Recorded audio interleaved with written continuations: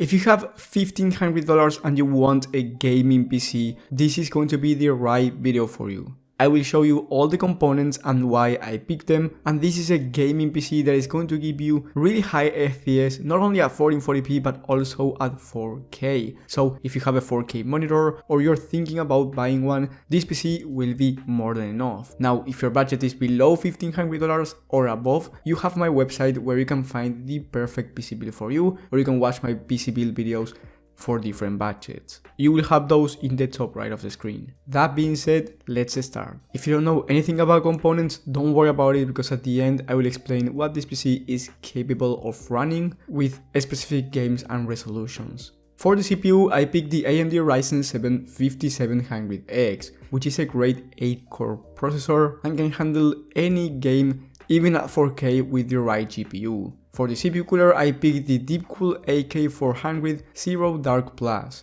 This will be enough for our Ryzen 7, and I love the aesthetics of the CPU cooler. Now, I want to say that the case is RGB and the parts are not, so if you're looking for RGB parts or a non-RGB case, you will have those alternatives in the video description alongside this PC build. Which, by the way, I recommend you checking the links because the prices of these components keep changing every single day. Now, for the motherboard, I picked the Asus TUF Gaming B550 Plus Wi-Fi ATX motherboard. This is a great gaming motherboard that is going to give you plenty of features for gaming, and on top of that, you get Wi-Fi and BIOS flashback, which by the way might be necessary for this PC to post. For the memory kit, I picked the Kingston Fiery Beast 16GB of RAM kit, 2x8 of course dual channel at 3200MHz CL16 memory. This is all that we are going to need. If you want to go for 32GB of RAM because you do streaming or content creation, then fair enough, but for gaming, 16GB of RAM is all that you need. For the storage, I picked the Western Digital Black SN770 1TB of Gen 4 SSD for $67.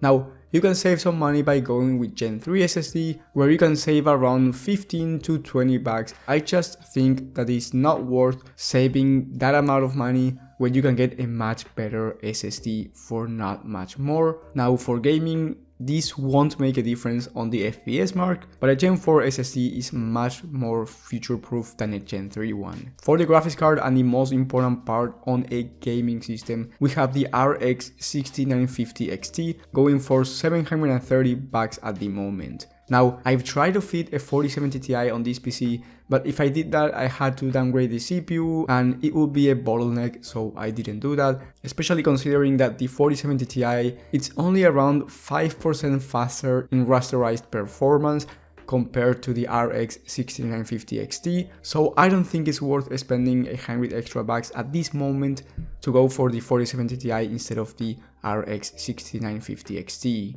Don't get me wrong, the 4070 Ti has some strong buying points that might be worth considering, like ray tracing and the NVIDIA Media Encoder, as well with DLSS 3.0, as known as frame generation. So if any of those points are really important to you, then maybe you should be spending around $100 extra for the 4070 Ti, but that is going to be above your budget of $1,500. However, that might be worth it if you really need those features. If you're just going to do gaming even at 4K and you're not going to use ray tracing, I don't see why you should be spending those $100 for the 4070 Ti, especially if you're working with a $1,500 budget. So overall, right now for $730, this is a great 1440p high FPS or 4K GPU. For the case, I picked the Deepcool CK560 ATX mid-tower case. I absolutely love the design of this one. It has plenty of airflow, and one of the most important parts here is that you get 4 pre-installed fans, so you don't need to buy any extra fans, which can get really expensive depending on how many fans you buy and from which brand.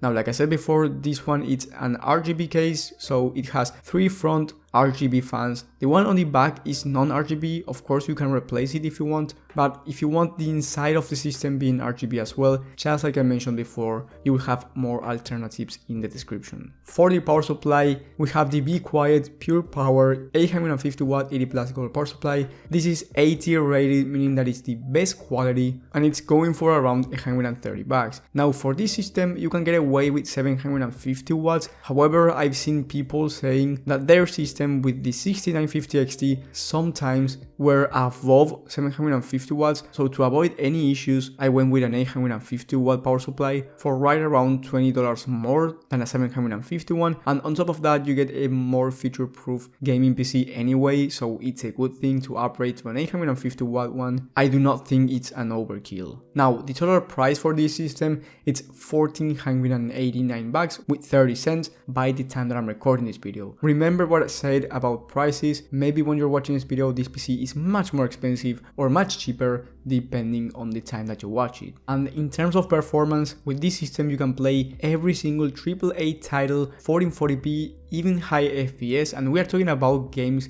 like Flight Simulator 2020 or Cyberpunk 2077. This is how powerful this system is. And at 4K, those type of games are going to be harder to run, of course, but you will have a great gaming experience, but you will be able to play those games still at 4K at decent frame rate. Now, if we are talking about lighter games, there's no doubt, even at 4K, you will be able to achieve high FPS, and we're talking about games like GTA 5, Red Dead Redemption 2, let alone esports titles such as Fortnite, CSGO. These type of games will be able to be run on a 4K monitor, 165Hz without any issues. And if you want to play competitively, you can buy a 1440p 240Hz monitor and you will have no problems with these esports titles running at above 240 FPS on average. Of course, it depends on the settings. So I wouldn't recommend downgrading any of these parts if you want something cheaper, but if you have to absolutely downgrade one because you want to save some money, then I would recommend you downgrading the motherboard to something that is cheaper with less features but enough for gaming.